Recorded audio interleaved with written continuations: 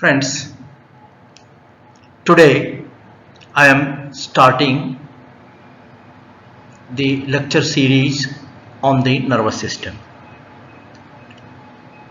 I will be giving today about the introduction and general plan of nervous system. In the next slide, I have given the plan of presentation. It is as below.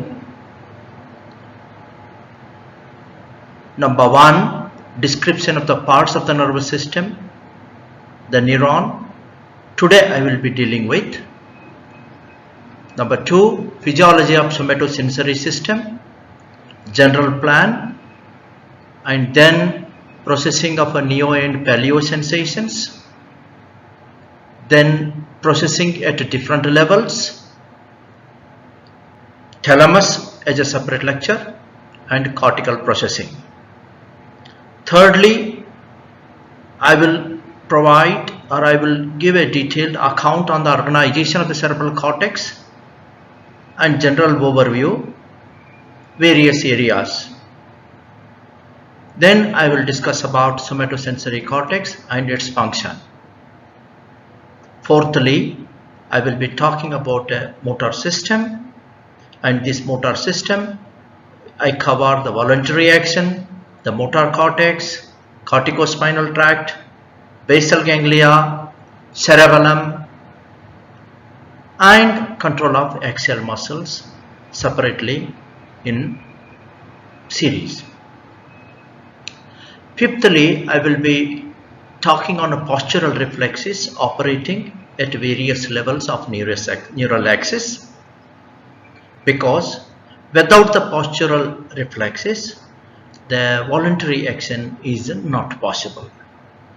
And special reference will be given to vestibular system and the writing reflexes and the hindbrain reflexes, that is the decerebrate in decerebrate animals.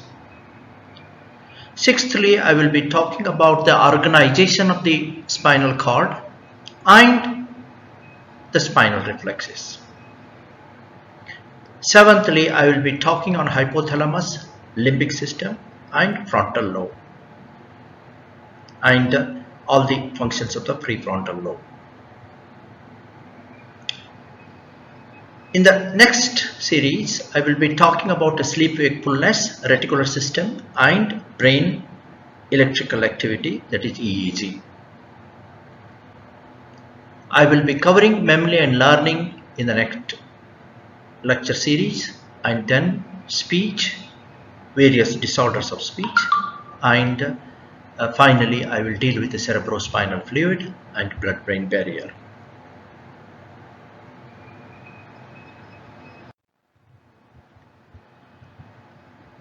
Some of the chapters which are not covered in the series mentioned previously, I will be dealing them separately in a separate series of lectures, that is about a neuron classification, nerve fiber classification, physiological changes after nerve injury in a detailed manner, resting potential, action potential, genesis of action potential.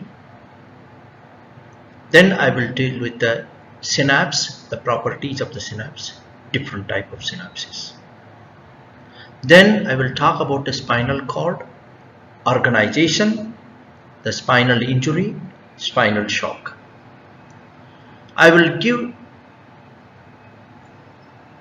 next series the autonomic nervous system, and finally I will cover all the spatial senses as far as possible. Hope with these arrangements you will have adequate information about the nervous system required for the MBBS students.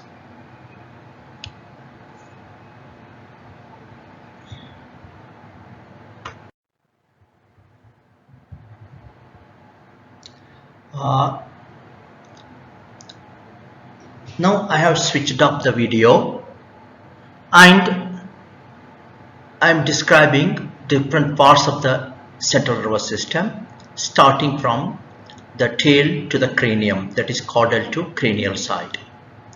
The spinal cord, medulla, pons, cerebellum, midbrain, diencephalon, cerebral hemisphere. All these things are considered as a central nervous system, and there is another term known as a peripheral nervous system. The peripheral nervous system is that part that covers the nerves supplying the various parts of the body which are coming out of the spinal cord or the brain stem. These are part of the peripheral nervous system.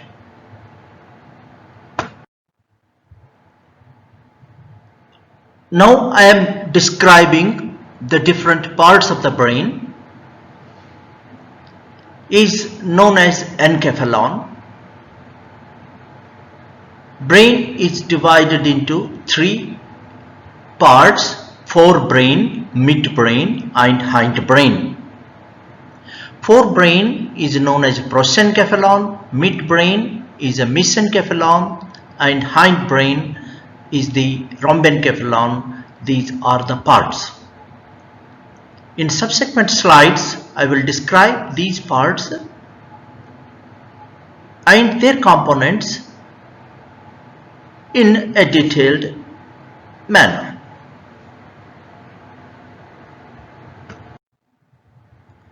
Forebrain consists of two parts named as telencephalon and diencephalon. Telencephalon means the tele means end, encephalon is brain. This is the end part in terms of the evolution, end part in terms of receiving the inputs where it is processed.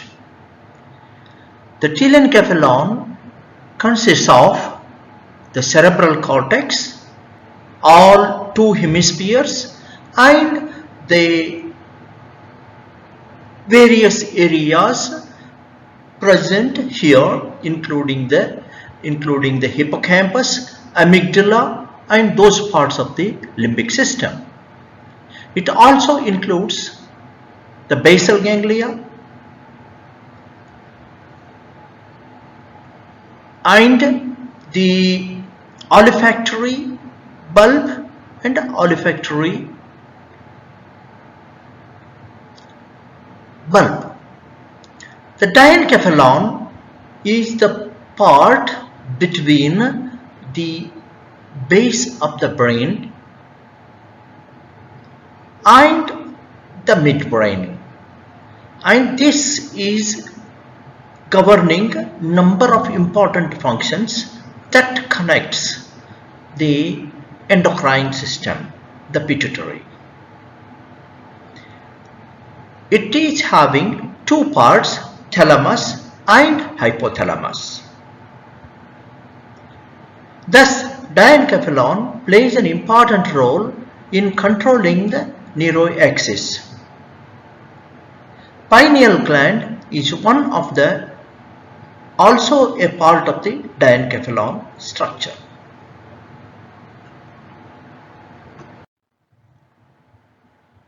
The midbrain or mesencephalon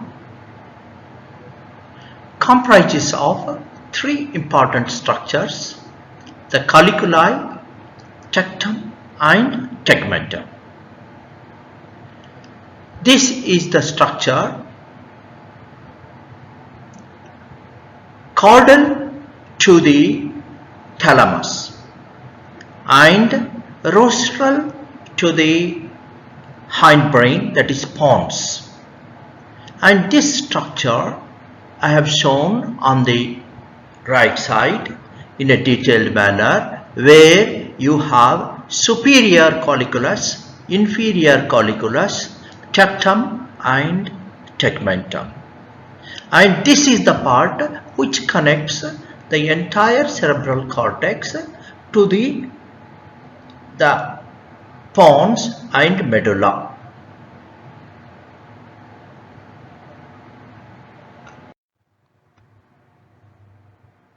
The hindbrain rhombencephalon, this comprises of the pons, cerebellum and medulla oblongata. You can just see this is the component of the midbrain here. This is cerebellum here, and it is connected with the pontine and medullary regions with the cerebral peduncles. So now we have the pons here, and this is the medulla. And the naming cerebellum and pons together are called metencephalon, and medulla oblongata is called as myelencephalon. Why I am trying to emphasize on these terminologies, because whenever we are trying to say certain words, you may come across these words and you may have to recall these words at that time. So for that reason, I am trying to prepare you for understanding these terminologies. Let me repeat here again. We have forebrain, we have a prosencephalon, and then we have a telencephalon and diencephalon there. Telencephalon is the cerebral cortex, then midbrain, that is a mesencephalon, then rhombencephalon, that comprises of a metencephalon and myelencephalon. Okay, with this maybe I may just summarize the brainstem, pons, medulla, pons, midbrain, excluding the cerebellum. Those are the components of the brainstem.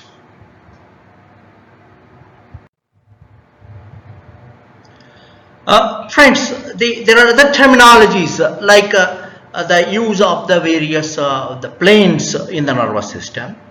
So maybe you must have been you must have studied these things in anatomy, but however, to recall and recapitulate all those things, I am providing the recap. So in case of man, I will not mention about the rat there. You can just see the tail end and the rostral. Tail end, the rostral, that is rostral to caudal. Then from the top, this is the rat sitting here. On the top is the dorsal, and the limbs where it is ventral. So if you come back here in human being, here it is in the cranium. You can just see that the frontal region above the nose, that is a rostral end, and the back of the skull is a caudal. That is how it is taken. And the superior and inferior, or you can say that on the top, that is the dorsal, and bottom is the ventral. So this is the another nomenclature. You can just see that this is the dorsal, and this is the ventral aspect. Similarly, from the middle of the brain to the tail in the spinal cord, that is the rostral to caudal or cranial to caudal, whatever you can say. Now we just look into this here, the dorsal and ventral. In case of spinal cord, the dorsal is here on the back, and the ventral is here is the front. You can just visualize all of that. You can just see number A is the horizontal section. When it is cut, say for example, through the, if you make a section through the mouth in horizontal to the plane, so then you have the horizontal section, something like that. Or coronal section, that is cutting. You just see that cutting the head in the coronal, so along the coronal sutures, that is a coronal section. You can just see, you can visualize this similar thing here in this thing. This midline, these are medial structures. On the lateral side, these are lateral structures. Medial structure here and the lateral structures there. So that is how, that is the sagittal section is along the longitudinal axis of the brain, where the sagittal suture is there, and if you cut, you will see the such a type of visibility. So you just try to study these things, try to understand these. Now let us go back. What are the various cells of the nervous system? The major cell of the nervous system is a neuron. It is functional unit of the nervous system, and that perform all the functions, whatever the actions we perform, that is entirely performed, processed and dictated by the neuron. To support neuron, there are a number of non-neuronal cells, what are called glia or neuroglia. They include astrocytes, oligodendrocytes or Schwann cells. They provide a myelin sheath. The oligodendrocytes cover the myelin sheath for the central neurons, and the Schwann cells provide myelin sheath for the peripheral or the peripheral nerves. So the Schwann cells are there in the peripheral nerve, oligodendrocytes in the central nerve fibers. So there are other group of cells, these are called radial cells, these are progenitor cells, and these progenitor cells are of great help. They are in a very small number, very small number, and they can be used for the neuronal stem cell, for harvesting the neuronal stem cells, the radial cells. Then we have the ependymal cells which cover the cavities, the layers. These are ependymal cells. We have microglia. Microglia are the cells which are reticuloendothelial, derived from the reticuloendothelial cells, and they perform all those reticuloendothelial functions and many others.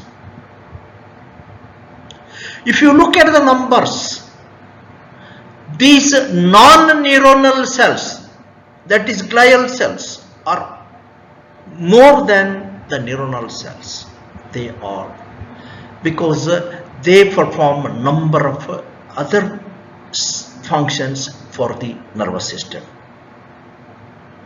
So all these cells, whether neurons, glia, are organized in a definite fashion to execute the action perfectly. So that is the precision at which these are organized that has to be wanted enough. Now coming back, the parts of the neuron. So you have three major components. One, dendrites. Two, the cell body, the soma. Three, the axons. The dendrites are the projections, the small projections coming from the cell body.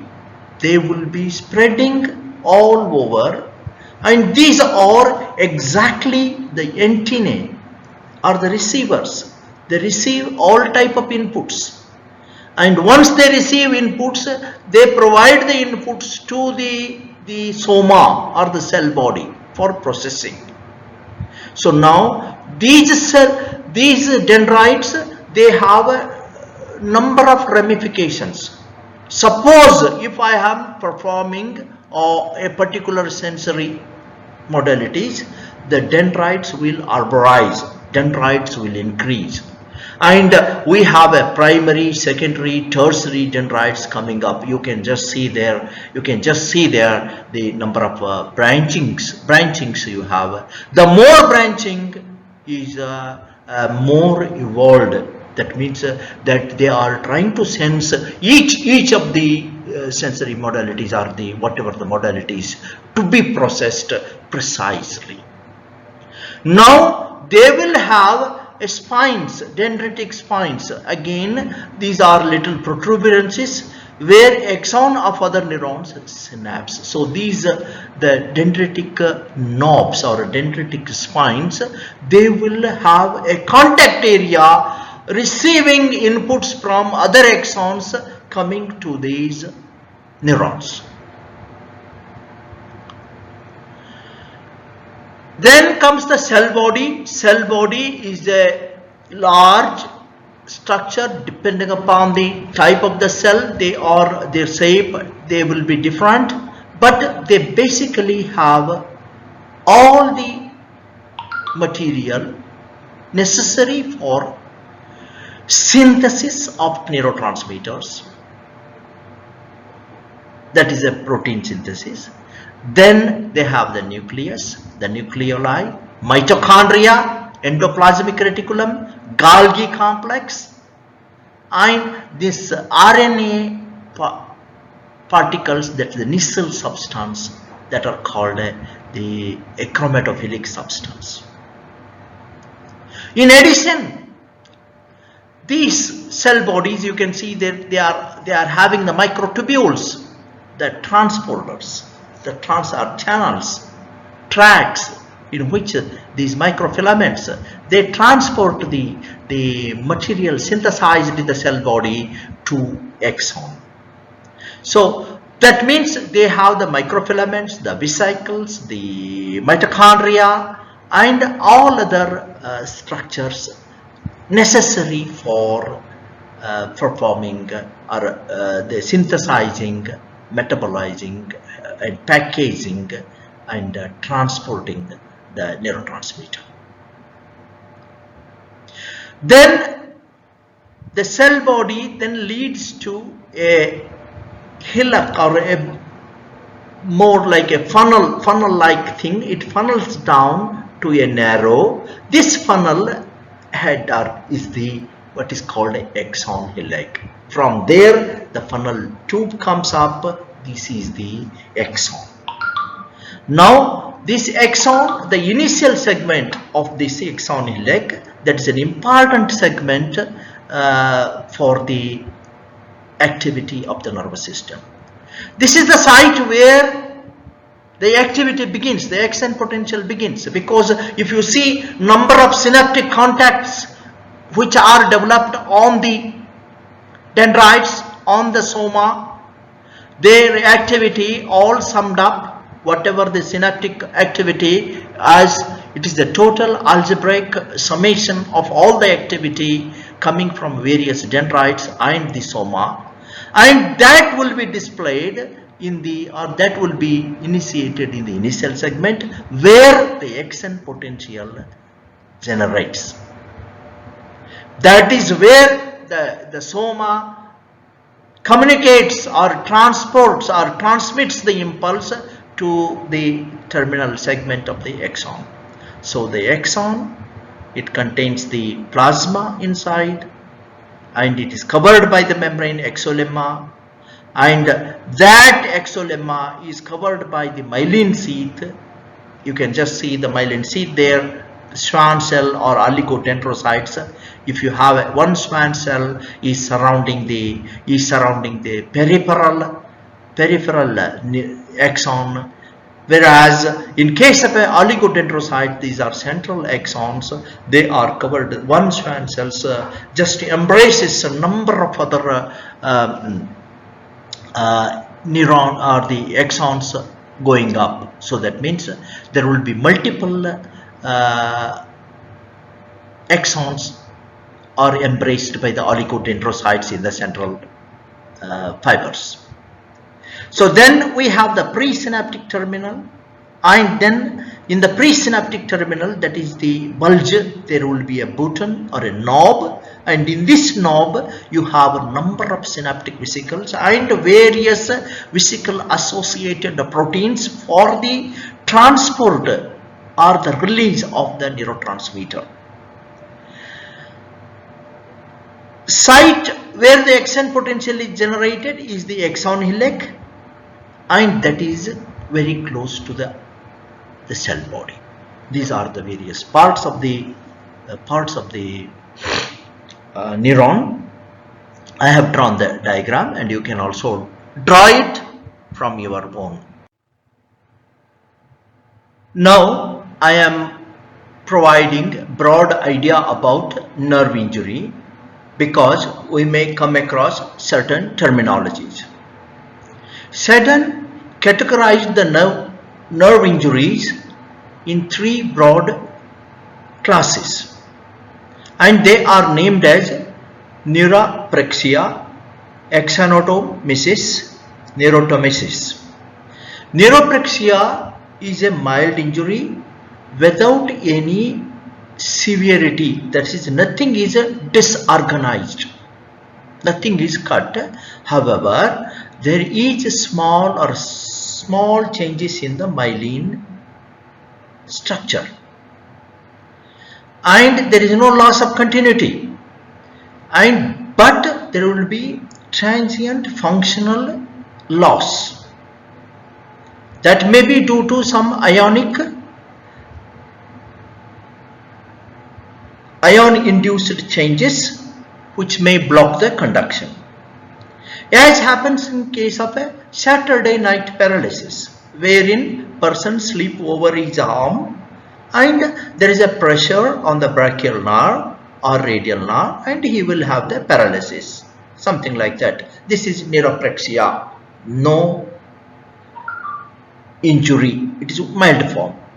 Axanotomesis, it is due to the interruption of the nerve axon. Nerve axon is cut, however, surrounding myelin or surrounding perineurium or epineurium are preserved.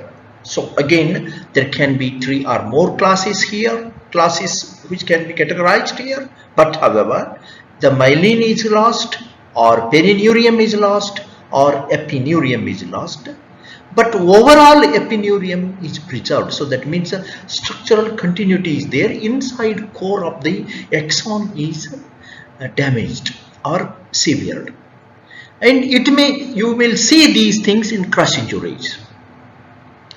Third one is neurotomesis. It's a severe degree wherein nerves are severed, nerves are separated from the site.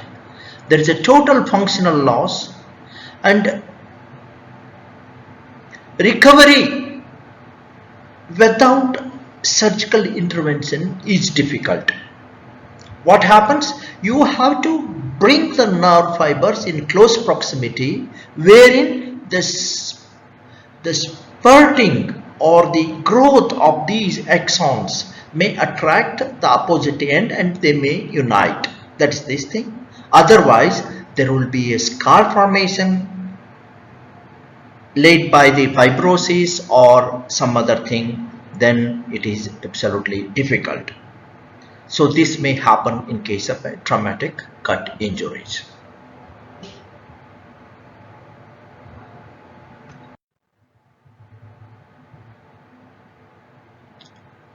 What happens when nerve is injured? One, there is an immediate function loss. This function loss may be the loss in the sensation or sensorium, or loss in the motor functions, or any other functions that nerve is performing. The recovery may take place depending upon the severity of the nerve injury, as mentioned earlier, or maybe it can be restored by surgical intervention. There is a possibility. We can assess the nerve injury, what is the degree of nerve injury, if we start seeing some loss of Nissl granules. That is known as chromatolysis. And this begins within 6 hours of injury and continue further for some days and weeks. This would produce all the Nissl granules, which are rough endoplasmic reticulum and ribosomes. There is autolysis and there is a swelling of the cell body, and there is a marginalization of the nucleus, and there would be changes in the apoptosis or apoptotic parameters, and finally the nucleus may be extruded from the cell body. That means in that case we cannot reverse the whatever the effects. The chromatolysis can result from the nerve injury grade 2 and 3 as mentioned in the previous, ischemia, toxicity, cell exhaustion and virus infections. Distal to the cut, distal to the injury, there is another type of degeneration. That means the distal segment or a terminal segment degenerates, and this terminal segment, all the neurofibrils, neurotransmitters, they are excluded, they undergo degeneration and they will be replaced by the myelin sheath. Myelin sheath would try to making a droplet like structure, and finally the phagocytes come in and phagocytosis take place, fibroblasts also enter, there may be fibrosis of the entire injured distal segment. And it is seen in 2 and 3 categories of nerve injury, that is axonotmesis and neurotomesis.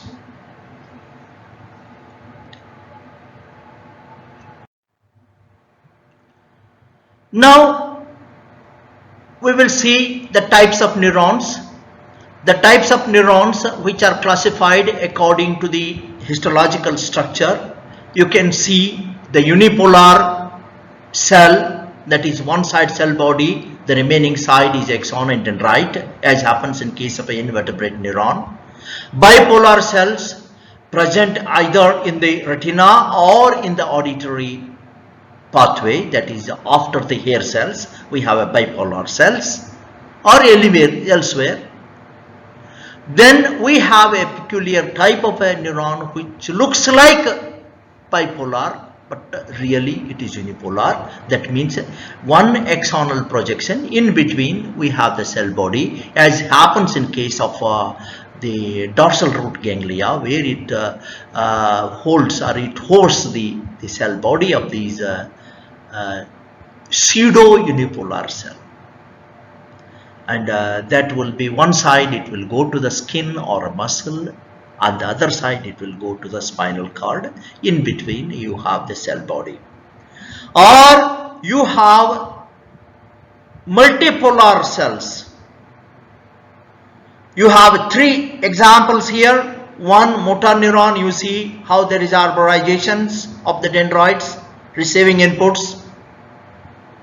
You can see the pyramidal cell of the hippocampus. You can see the number of dendritic arborizations, how they are picking up various inputs, various things, and again they are apical dendrite, cell body, and basal dendrites. You look at that Purkinje cell, where you see number of dendritic arborizations like a tree you have, and all those tree elements, the big banyan tree, something like that, these Purkinje cells, and they receive all inputs coming from the horizontal cells there, or which is coming from the horizontal, that's the granular cells that will cut across all these dendritic arborizations. These are a number of types of neurons depending upon the histology. They can also be classified according to the function. Afferent neuron, efferent neuron, interneuron. Afferent neuron which receives information, efferent neuron which gives away information to the next site, and the one which is sitting there trying to connect between the afferent neuron and the efferent neuron, or a different type of neuron, different set of neurons, that's an interneuron, that is a modulatory neuron. Or the neurons can be classified according to the transmitter, they are named after the transmitter released. This transmitter, if it is releasing acetylcholine, cholinergic. If it is releasing glutamate, it is glutamatergic. If it is releasing dopamine, it is dopaminergic. If it is releasing adrenaline, adrenergic. Serotonin, serotonergic. Peptides, substance P or these things, may be peptidergic or substance P-ergic, whatever you can call, or GABAergic, N-caffeine-ergic, histaminergic, so on and so forth. The neurons are also named according to the shape. The basket, stellate, star-like, staghorn, like a staghorn only, pyramidal, horizontal, granular, they are making the granules of the cells look like a granules, fusiform, magnocellular, the big, the parvocellular, small, midjet, that is the small cell, and coniocellular, dust-like. So these are some of the classifications of neurons which you may come across during our course.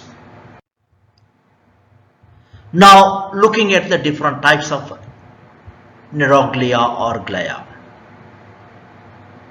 Here I have mentioned 6 of them: ependymal cells covering the various ventricles.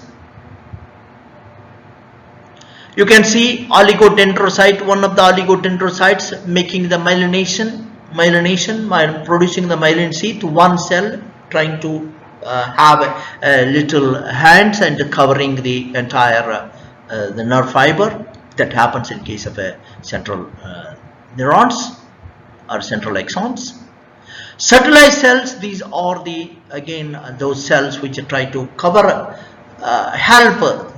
cover the neurons, and they try to provide a nutrition, support, and whatever the material required. These are satellite cells. These are units which provide these things. The astrocytes, these are in abundance. They are the major ones. They are in abundance. They are performing a number of other functions. You can just see there. Microglia, they are distributed. Again, they are more in number. Schwann cells, these are the cells which form the myelination in the peripheral nerve fibers. As mentioned earlier, these cells, the neuroglial cells or glial cells, constitute more than the neuronal population or the neuron number. So approx 10:1, 10 of these cells to 1 neuron. Briefly look at the functions of the various glial cells. I am mentioning only few of them here because which are of important. Astrocytes, they are the support cells to the neurons. They hold them together. They try to provide this base or a structure. Not only that, they maintain the milieu around the neurons. That is a scavenging or trying to clear away the excess of potassium which is detrimental to the neuron, excess of hydrogen ions which is again detrimental, excess of neurotransmitters, say for example the glutamate, if it is in excess, that may produce excitotoxicity, and all other metabolites accumulated in the interstitium where neuron is present, they will try to clear. That is one of those, maintains the homeostasis, right homeostatic environment for the neurons. Thirdly, they are responsible for the neurotransmitter released at the synapse by the neurons, because some of the neurotransmitters are taken up by the glia, they are degraded, they are resynthesized, and or they supply the raw material to the neuron for resynthesis. So that means they are actively participating in the neurotransmitter metabolism. So that means they give the stock, they keep the stock of these things. So that is one of the important function of the astrocyte.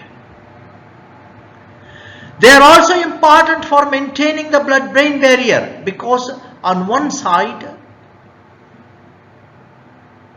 the astrocytes are making contact with the choroid plexus or the endothelial cells. On the other side they hold the neuron, they keep away the neuron, they make tight junctions, and so that nothing leaks into the cerebrospinal fluid. Thus they maintain an environment which is conducive to the survival of the neurons. So that means they maintain the blood-brain barrier. They provide the scaffolding structure for the entire brain and the spinal cord organization. How these particular tracts, fibers, or the afferent neurons, the efferent neurons, or whatever, they have to be put them together. In addition, they synthesize a number of trophic factors, what are called neurotrophins, brain-derived growth factor, glia-derived growth factor. So there are series of growth factors coming from the astrocytes. They are necessary for maintaining the survival of the neurons and the growth of these neurons, in the sense the arborizations, the dendritic arborizations, the synaptic activity, and the transmitter functions. For all these things, these trophic factors are necessary. Then they also do some scavenging, that is a phagocytosis. They clean away the any degraded substance coming there, or any foreign particle, they will be eliminated by the astrocytes. Ependymal cells. These are the cells which line the ventricles. We have the lateral ventricle, we have the fourth ventricle, and then we have the the canal. These are lined by these ependymal cells, and they also have some store of those progenital cells, that is the stem cells. These cells make a tight junction with the astrocytes because they make the junctions with the endothelium tight, so that nothing leaks into the cerebral cavities. And they have a cilia, so that they circulate the cerebrospinal fluid. These are the functions of ependymal cells. As I have already mentioned about the oligodendrocytes and Schwann cells, they are for the myelination of either the central neurons or the peripheral neurons respectively. Microglia, they are part of the reticuloendothelial cells, perform all the reticuloendothelial functions. In addition, they also do the phagocytosis. They try to maintain the local milieu. I recommend following books for reading. 1. Principles of Neuroscience by Kendall and Associates. You can go for the newer editions if you have. 2. Guyton's Textbook of Medical Physiology, International Edition. 3rd, Genong's Review of Medical Physiology, again International Edition. Here are the assignments of this lecture. I have given two types of questions. One, giving a brief descriptive, and the other, filling the blanks. Answer these questions and assess yourself. Thank you very much.